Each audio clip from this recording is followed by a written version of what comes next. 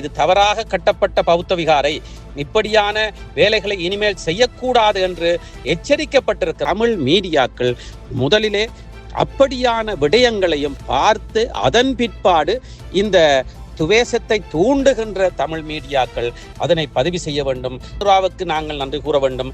அங்கே நின்று போராடுவதற்கு சுதந்திரத்தை கொடுத்ததற்காக நிச்சயமாக இந்த தையிட்டு விகாரை அனுரா அவர்கள் வந்து சென்றதன் பிற்பாடு நல்லொரு தீர்வை கொண்டு வரும் என்று நாங்கள் நம்புகிறோம். தையிட்டி விகாரை தொடர்பாக ஆர்ப்பாட்டம் செய்து கொண்டிருக்கின்ற மக்கள் அந்த காணி உரிமையாளர்கள் இல்லை, அல்லது முழுவரும் காணி உரிமையாளர் இல்லை என்பது அனுராவருடைய ஒரு குற்றச்சாட்டு. வணக்கம் லங்காபூர் ஊடக நேயர்களை, மீண்டும் ஒரு சிறப்பு செய்தியோடு சந்திக்கின்றேன். இலங்கையர் இந்த அலசல் முக்கியமாக நாங்கள் சிங்கள மக்களுக்கோ தமிழ் மக்களுக்கோ அல்லது பௌத்தர்களுக்கோ இந்துக்களுக்கோ எதிர்ப்பாகவோ ஆதரவாகவோ அல்ல, நடுநிலைமையாக, அதாவது நடுநிலையாக, அதாவது உண்மையான யதார்த்தமான ஒரு பார்வையிலே நாங்கள் இதனை பார்க்கின்றோம். இந்த செய்தியை நீங்கள் கேட்டவுடன் சிலர் நீங்கள் பௌத்தர்களுக்கு ஆதரவாக பேசுகிறீர்கள் என்று கூறலாம். இல்லை, தமிழர்களுக்கு நீங்கள் ஆதரவாகவோ எதிர்ப்பாகவோ பேசுகிறீர்கள் என்று கூட கூறலாம். இந்த விமர்சனம் வரும் என்பது எங்களுக்கு தெரியும். முதலில் இந்த விமர்சனத்தை சரியாக கேளுங்கள். முழுமையாக கேட்க அந்த பொறுமை இல்லாதவர்கள் தயவு செய்து இப்பொழுது நிறுத்திவிட்டு நீங்கள் அந்த முழுமைப்படுத்துகின்ற பொழுதுதான் இதனுடைய உண்மை விளங்கும். அதனால் நீங்கள் அப்படி அரைகுறையாக கேட்பவராக இருந்தால் இந்த அலசலுக்கு பதில் உங்களால் கூற முடியாது. அதனால் நாங்கள் இந்த அலசுகின்ற அலசலை முழுமையாக, இது மாத்திரமல்ல மற்றைய அலசல்களையும் முழுமையாக நீங்கள் கேட்டால் மாத்திரமே உங்களுக்கு இந்த இலங்கையினுடைய அலசல்கள், இந்த லங்காபூரினுடைய நோக்கம், லங்காபூரினுடைய பார்வை உங்களுக்கு சரியாக விளங்கும். ஆம், அலசலுக்குள் வருவோம். ஆம், தையிட்டி விகாரை பௌர்ணமி நாள் தையிட்டி விகாரை போராட்டம் அனுரா யாழ்ப்பாணத்திற்கு வந்தது. இப்படி பல விடயங்களை நாங்கள் இதற்குள் இணைத்து பேச போகின்றோம்.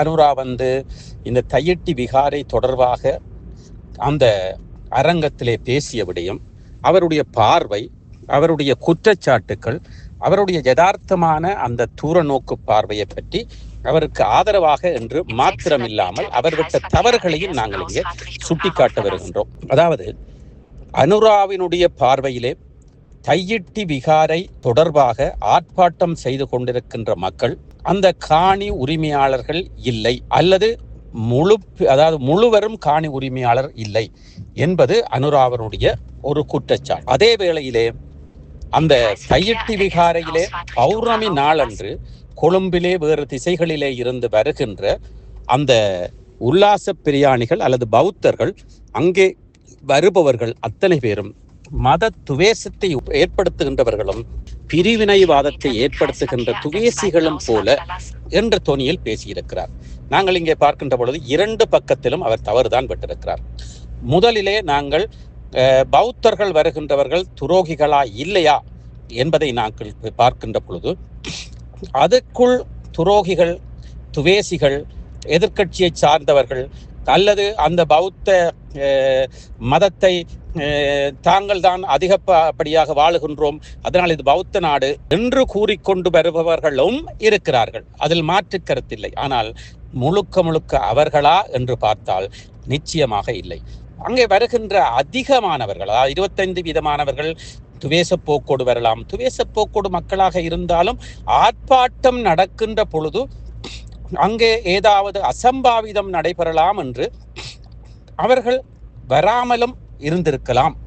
ஆனால் அங்கே வருகின்ற அதிகமானோர், அதாவது யாழ்ப்பாணத்திற்கோ அல்லது வடமாகாணத்திற்கு அவர்கள் உல்லாச பிரியாணிகளாக வருகின்ற பொழுது தையிட்டி விகாரை மிகவும் பிரபல்யமாகிவிட்டது. இந்த ஆர்ப்பாட்டத்தின் ஊடாக, இந்த எதிர்ப்பினூடாக அது எப்படி இருக்கிறது, ஏன் இந்த ஆர்ப்பாட்டம் இருக்கிறது என்று அவர்கள் வணங்குவதற்கும் அந்த உல்லாச பிரியாணிகளாக அந்த டூரிஸ்டாக வடமாகாணத்துக்கு வருகின்றவர்களும் அங்கே வந்து போகுவதை நாங்கள் பார்க்கக்கூடியதாக இருக்கிறது. இது எங்கே பார்க்கக்கூடியதாக இருக்கின்றது என்றால், நாங்கள் சில சிங்கள ஊடகங்களிலே, சிங்களவர்களுடைய சோசியல் மீடியா பொது வழித்தளங்களிலே நாங்கள் பார்க்கக்கூடியதாக இருக்கிறது. தமிழர்களுடைய நியாயத்தையும் அவர்கள் அங்கே கூறிக்கொண்டிருக்கிறார்கள். வந்து பார்த்தவர்களில் பலர் அதிலே தங்களுடைய பதிவுகளிலே தமிழர்களுடைய நியாயத்தையும், அங்கே தமிழர்களுடைய காணிகள் அடாத்தாக பிடிக்கப்பட்டதையும், இது ஒரு தேவையில்லாத ஒரு விகாரை என்பதையும் கூறிக்கொண்டிருக்கிறார்கள். இது மக்கள் மாத்திரமல்ல, உல்லாச பிரயாணிகள் மாத்திரமல்ல, பௌத்தர்கள் மாத்திரமல்ல, அங்கே வந்து சென்ற எத்தனையோ சாதுக்கள், அவர்களை பிக்குக்கள் என்று கூட நாங்கள் கூற முடியாது, அவர்கள் சாதுக்கள், அவர்கள் உண்மையான சாதுக்கள், உண்மையான பௌத்த துறவிகள், அவர்கள் கூறுகிறார்கள் இது தேவையற்ற விடயம், இன முறுகலை ஏற்படுத்துகின்ற, சமாதானத்தை குழப்புகின்ற விடயம் என்று கூறிக்கொண்டிருக்கிறார்கள். பலர் பதிவு கூட செய்திருக்கிறார்கள். சிலர் ஏன் இந்த பிரச்சனை தமக்கு என்று மதில் மேல் பூனையாக இருப்பவர்களையும் பார்க்கக்கூடியதாக இருக்கிறது. அந்த வகையிலே அனுரா கூறிய முழுக்க அங்கே துவேசிகள் மாத்திரம் பெறவில்லை, பிரிவினவாதிகள் மாத்திரம் பெறவில்லை, எதிர்க்கட்சி தூண்டல்காரர்கள் மாத்திரம் பெறவில்லை, அங்கே வருகின்றவர்களிலே உல்லாச பிரயாணிகள், தமிழ் மக்களுடைய உண்மையான நிலவரத்தை புரிந்தவர்கள், உண்மையான காணி அந்த பொதுமக்களுக்கு உரியது என்று பேசுகின்றவர்கள், சிங்கள ஊடகங்களிலேயும் சிங்கள பத்திரிகைகளிலேயும் சில பலர் முகநூல்களிலேயும் போடுகின்ற பதிவுகளிலே நாங்கள் பார்க்கக்கூடியதாக இருக்கிறது. தமிழ் மீடியாக்கள் முதலிலே அப்படியான விடயங்களையும் பார்த்து அதன் பிற்பாடு இந்த துவேசத்தை தூண்டுகின்ற தமிழ் மீடியாக்கள் அதனை பதிவு செய்ய வேண்டும். அனுரா கூட முழுமையாக ஆராய்ந்து அங்கே வருகின்ற பௌத்தர்கள் அனைவரும் துவேசமானவர்கள், துவேசத்தை தூண்டுகின்றவர்கள் என்ற தொனியை மாற்றிக்கொள்ள வேண்டும் என்று நாங்கள் கூறுகின்றோம். இப்படி நாங்கள் கூறுவதால் பல தமிழர்கள் ஒரு பக்கச்சார்பாக மற்ற பக்கத்தையும் பார்க்காதவர்கள், சிங்கள மீடியாக்கள் அல்லது சிங்களம் வாசிக்க தெரியாதவர்கள் ஒரு பக்க சார்பாக நின்று நீங்கள் பௌத்தர்களுக்கும் சிங்களவர்களுக்கும் துவேசிகளுக்கும் நீங்கள் வெள்ளை அடிக்கிறீர்கள் அல்லது வக்காலத்து வாங்குகிறீர்கள் அல்லது செம்பு தூக்குகின்றீர்கள் சொல்வீர்கள் என்பது நமக்கு தெரியும். ஆனால் இந்த யதார்த்தத்தை புரிந்து கொள்ளுங்கள். அதுக்கு அடுத்ததாக அந்த பௌர்ணமியிலே வந்து ஆர்ப்பாட்டம் செய்பவர்கள் அதிகமானோர் உண்மையிலேயே முன்னணி கஜேந்திரகுமார் அவர்களுடைய கட்சியின் ஆதரவாளர்கள்லாம் அதிகமாக கூடுகிறார்கள்.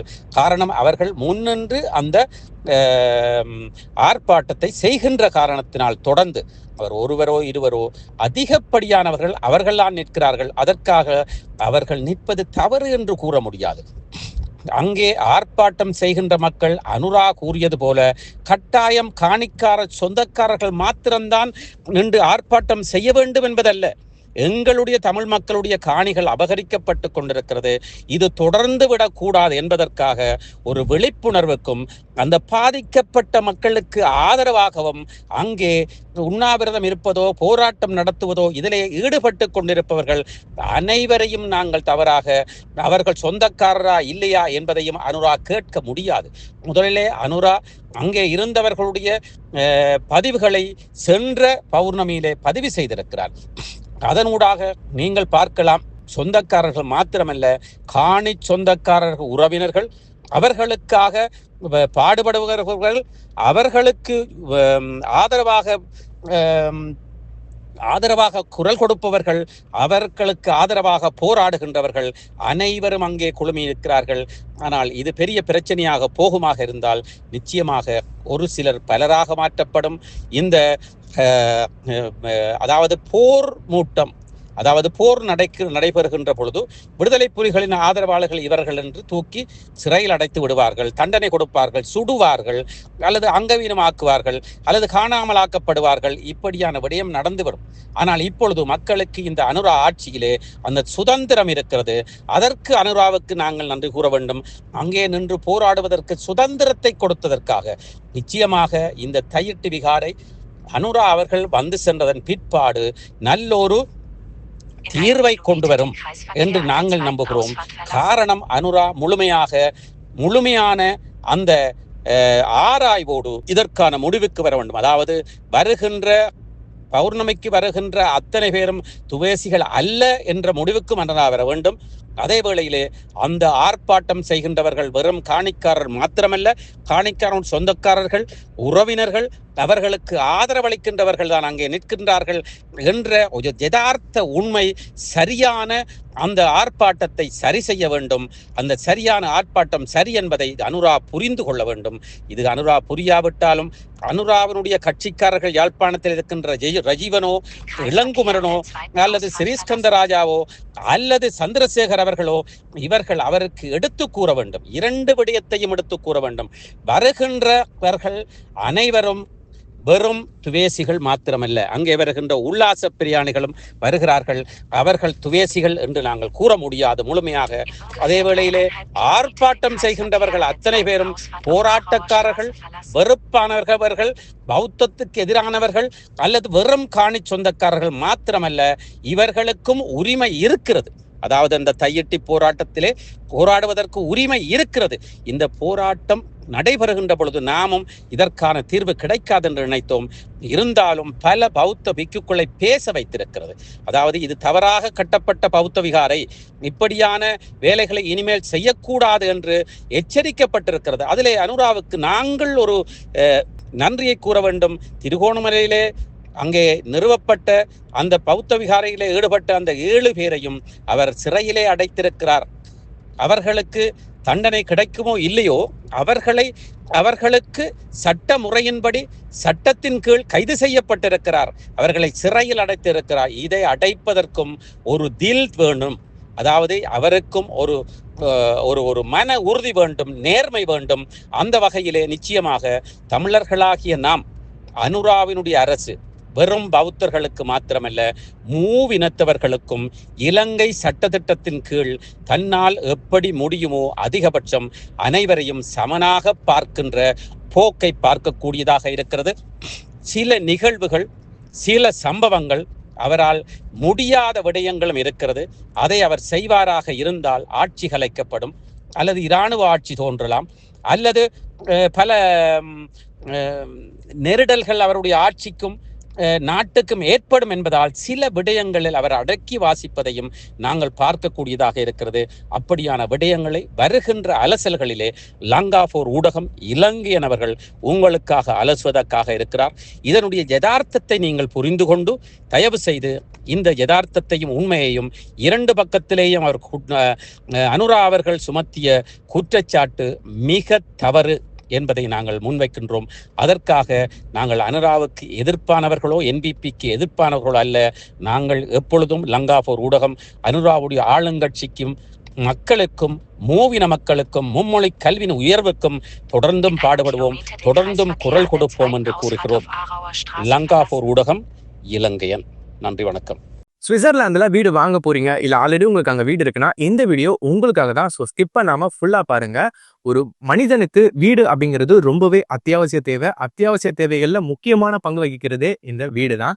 ஸோ அப்படி வீடு வாங்குறது, விற்கிறது, இது சம்பந்தமா உங்களுக்கு இருக்கிற நிறைய ப்ராப்ளத்துக்கு சொல்யூஷன் தர ஒரே இடம் தான் உங்கள் செல்வாசக். Your future our vision. இப்போ சுவிட்சர்லாந்துல வீட்டோட வட்டி விகிதத்துல நல்ல மாற்றம் வந்திருக்கு, நிறைய குறைஞ்சிருக்கு. ஸோ நீங்க ஏதாவது அக்ரிமெண்ட் போட்டு வச்சிருக்கீங்கன்னா இப்பவே அதை ரெனிவல் பண்ணி மாற்றி வச்சுக்கிட்டீங்கன்னா உங்களுக்கு நிறைய ப்ராஃபிட்ஸ் இருக்கும். ஸோ இது சம்பந்தமா உங்களுக்கு ஏதாவது அப்டேட்ஸ் வேணும், இந்த மாற்றத்துல உங்களுக்கு ஏதாவது டவுட் இருக்கு அப்படின்னா மறக்காம ஸ்கிரீன்ல தெரிய நம்பர் கால் பண்ணுங்க. சுவிட்சர்லாந்துல நீங்க வீடு வாங்கணும், இல்ல வீடு விற்கணும், அந்த மாதிரி ஏதாவது உங்களுக்கு தேவைகள் இருந்தா மறக்காம எங்களை காண்டாக்ட் பண்ணுங்க. உங்களோட எல்லா தேவைகளையும் உங்க ஃபேமிலியில ஒரு மெம்பரா இருந்து நாங்க பார்த்து பண்ணி கொடுப்போம். இது உங்கள் செல்வாசக். இச்செய்திகளுக்கு பிரதான அனுசரணை செல்வாசோக் இமோபிலியன், சுவிஸ் நாட்டில் முன்னணி நிறுவனம். தொடர்புகளுக்கு 07951464428. வீடு வாங்க, வீடு கட்ட, வீடு திருத்த மற்றும் வீட்டுக்கடன். Your future our vision. இது போன்ற மேலும் பல முக்கிய சுவாரஸ்யமான செய்திகளை அறிந்து கொள்ள லங்காபோர் யூடியூப் சேனலை சப்ஸ்கிரைப் பண்ணுங்கள். எமது செய்திகள் உடனடியாக கிடைக்க பெல் பட்டனை அழுத்துங்கள். அத்தோடு எமது செய்திகளை மற்றவர்களும் பார்வையிட ஷேர் செய்யுங்கள். நன்றி.